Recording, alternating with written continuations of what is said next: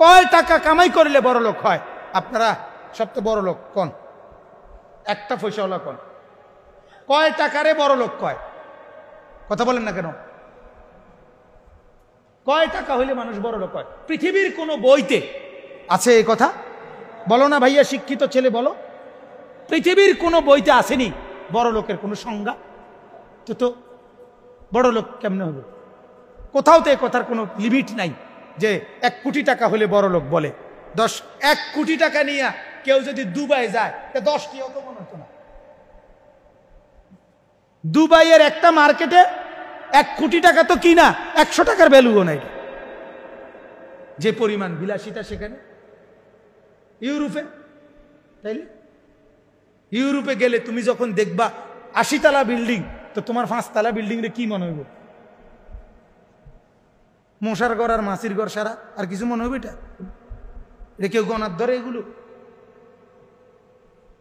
আমি তো নিজে দেখছি সৌদি আরব 8 তলা বিল্ডিং এর ছাদের মধ্যে ছাগল ফালে,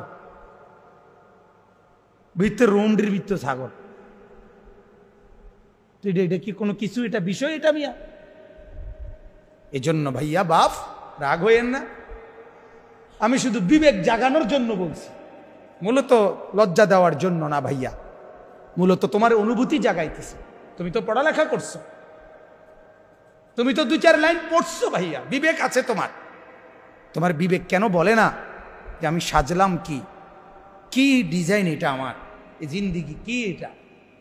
ঘুমের কোনো টাইম নাই, ঘুম থেকে উঠার কোনো টাইম নাই, গপ মারতে আসে তো মারতে আসি, আড্ডা দিতেছি তো দিতেই আসি, চলতেছি তো চলতেই আসি, বন্ধুদের সাথে চলতেছি তো চলতেই আসি, মোবাইল টিপতেছি তো টিপতেই আসি, টেলিভিশন চাইতেছি তো চাইতেই আসি, মাইয়ার পিছনে হাঁটতে আসি তো হাঁটতেই আসি, প্রেমের আলাপ করতে আসি তো করতেই আসি। এটা কি ধরনের জিন্দিগি? জিন্দিগির একটা আগা মাথা থাকবে না?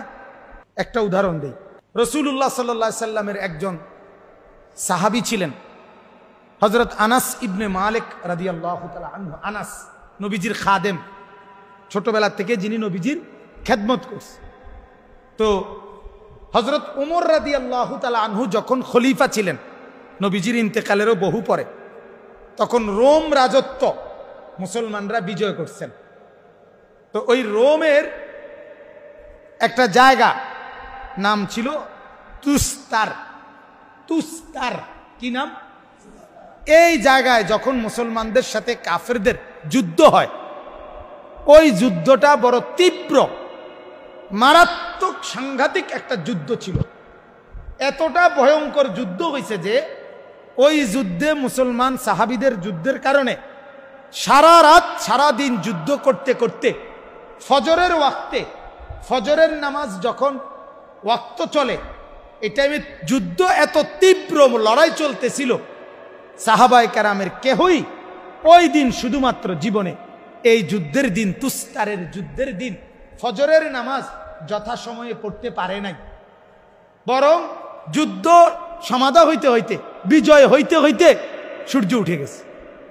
এরপরে মুসলমানরা বিজয় লাভ করছে, যুদ্ধ শেষ হয়েছে। এরপরে মুসলমানরা কাজা, ফজরের নামাজ কাজা পড়ছে। কি পড়ছে কন? এই ঘটনা কিতাবে আছে। পরবর্তীতে সাহাবায়ে কেরাম যখন নিজেদের মধ্যে যখনই কোনো কারণে ওই যুদ্ধের ঘটনা বলতেন, তখন এই যুদ্ধের নামও বলতেন। মানে ঐতিহাসিক যে বড় বড় যে কয়েকটা যুদ্ধের মতো এই ঘটনা নিয়ে যখনই আলোচনা উঠত, মানে কথা উঠলেই, নাম এটা বাইর হইলেই নিজেদের মধ্যে, এই কিতাবে আছে ইতিহাসের, হযরত আনাস রাদিয়াল্লাহু তাআলা আনহু সাথে সাথে চিৎকার দিয়া অজরে কাঁদতে শুরু করতেন। তখন অন্যান্যরা বলতো, আনাস তুমি কাঁদছো কেন? এটা তো সেই যুদ্ধ যেই যুদ্ধে আল্লাহ তাআলা তীব্র লড়াইয়ের পরে আমাদেরকে তো বিজয় দান করছে, তো এনে কান্দার কি আছে? আমরা তো এখানে হারি নাই, আমরা তো জিতছিলাম এই যুদ্ধে। এই হযরত আনাস তখন কাঁদা কাঁদা চোখের পানি ফেলে মৃত্যু পর্যন্ত বলতেন, হায় এটাই তো সেই যুদ্ধ যেই যুদ্ধ আমার ফজরের নামাজ কাজা করায় ফেলছে। আজীবন পরবর্তী জীবনটা মৃত্যু পর্যন্ত এই একটা দিনের 1 ওয়াক্ত ফজরের নামাজ কাজা হয়েছিল জীবনে, ছেড়ে দেয় নাই, বাদ দিয়ে দেয় নাই, কাজা হয়েছে শুধু। পরে পড়ছে, এই কারণে মৃত্যু পর্যন্ত কাঁদতেন। হায়, এটাই তো সেই যুদ্ধ যে যুদ্ধ আমার ফজরের নামাজ কাজা করে ফেলে। যুবক, বলো তোমার জীবনে ফজরের নামাজ পড়ছো কতদিন, ছাড়ছো কতদিন? মহল্লার মুসলমানকে জিজ্ঞাসা করেন, বাপ ফজরের নামাজ পড়ছেন কতদিন, ছাড়ছেন কতদিন?